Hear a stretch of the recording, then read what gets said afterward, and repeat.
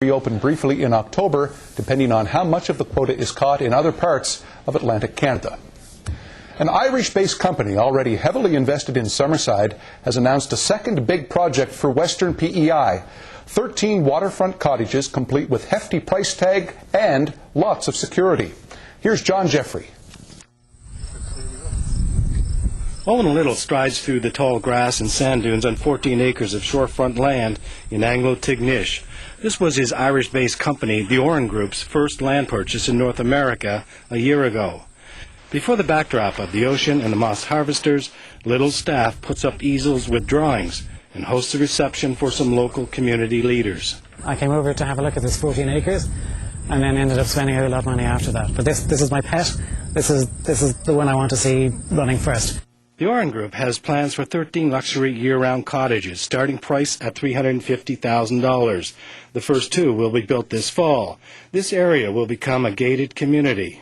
It simply has an entrance here. We're not fencing the beach or anything like that. We're just putting nice decorative walls on the outside, and it's an element of security. If you're here on your own in winter and you're the only resident here, you want to know that when the gates close, they're closed. The Oran Group is in property and waste management in Europe. It did $500 million worth of business last year, and Little says they know what they're doing. In property, there's no secret. It's location, location, location. This has it, and in spades.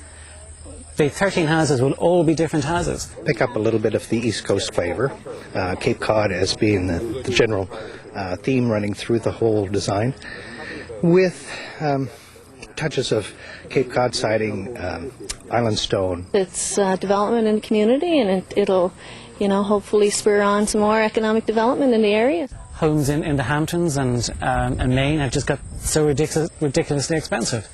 People can have a much better home at a lot less cost here in PEI. This is an ambitious project, but Oran's plans for the Summerside Mall are even more extensive. Originally, it was going to build condos on top of the mall, but the structure is not capable of carrying them, so Oran is demolishing 1/4 of the mall.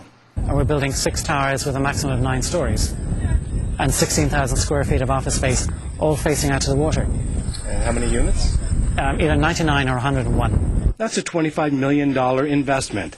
And Little says the Oran Group has plans for 2 further projects here. John Jeffrey, CBC News, Anglo, Tignish. Now, sports and Boomer's weather up after the break, and later, Rocket Man, a family connection to the latest